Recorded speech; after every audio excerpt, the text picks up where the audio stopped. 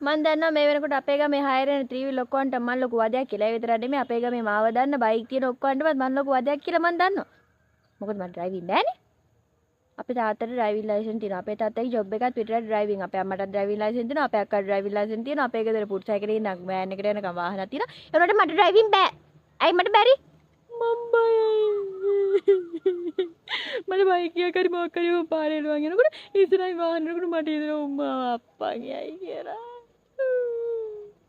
මම මගේ ජීවිතේ බය දේවල් දෙකකට විතරයි. එකක් කෘමි සත්තු. මට කමන්නේ අපේ ගේ ඇතුලේ අල්ලි කොට්ටි වලසු යකෝ ඩයිනෝසරස් වල ඉදියට මට කමන්නේ. හැබැයි කෘමි සත්තු ඉන්නව නෑ. කැරපොත්ත හොන කුරුමිනිය සමනලයක්වත් එපා. උන් හිටියට කමන්නේ. පියව බන්න එපා. මේ බිත්තිය දිගේ යන්නත් එපා. තොපි එකතන ඉඳපල්ලා ඉන්නවා නම් එච්චරයි. කොහොමත් එපා. කෘමීන් එපා. එතකොට මම වාහන වලට මම බයයි. මට තේරෙන්නේ මම වාහනේ මෙහෙම යනකොට බැරි මගේ ඉස්සරහින් වාහනේ කරුණු මම මොකක්ද ඊළඟට කරන්න ඕනේ ඊළඟට.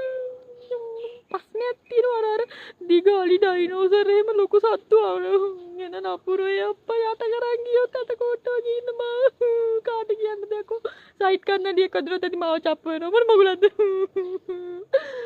මට එපා දැන් මට ඒ වුණාට මට දැන් 5 වෙනකොට හරියට වෙලාව මට යන්න තියෙනවා ගමනක් එහෙම බෑනේ ත්‍රිවිල් 6 යනවා ඒ මිනිස්සු 6 න් ගිහලා ඉන්නවනේ මට ඕනලාට යන්න මොකෝ මගේ වාහනේ මම දැනගන්න වාහනේ පදින්න පුරුදු වෙන්න මට එහෙම වෙලාවට යන්න බැරි වෙනකොට හැමතැනට මට හිතෙනවා මම මොන හරි වාහනයක් පුරුදු වෙන්න ඕනේ කියලා. වාහන මගේ ළඟින් යද්දි මම හොප්පක් කිව්වා මම මොකද කරන්නේ? එහෙම තමයි මිනිස්සුන්ට හැමදේම බෑනේ හරිය සම්පූර්ණ නෑ. බැරි දේවලුත් තියෙනවා. මගුල මට බෑ. නෙමෙයි පුළුවන්. බෑ. මං කවදා හරි බයිසිකලයක් පදිනවා. නෑ මං පදින්නේ නෑ මං බයිසිකලයක් කරන් ඒක පදින්න තව කවරි ගන්නවා. මම නම්බුවද? ඒ මනුස්සයට කීයක් හරි දෙනවා. අනේ